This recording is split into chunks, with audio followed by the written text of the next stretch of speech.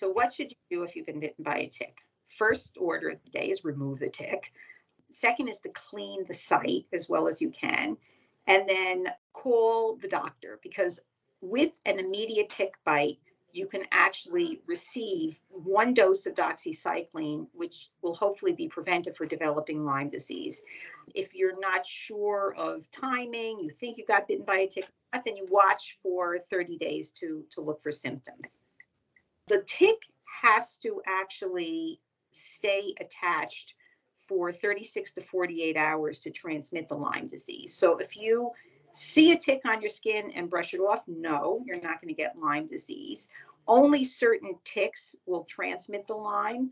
So it's a black-legged tick in an endemic area, and not all ticks are infected. So what are the most common signs and symptoms of Lyme disease?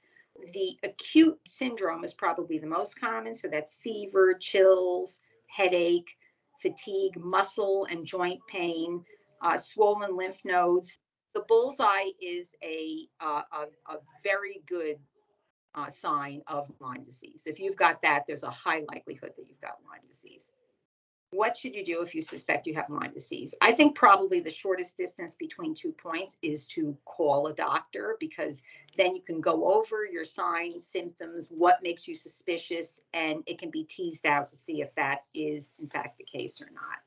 So how do you accurately diagnose Lyme disease? It is a clinical diagnosis, so the history and physical, where the patient has been, if they're aware of the tick bite, did they have a bullseye lesion? Do they have a swollen joint? That, and the lab is corroboratory for that.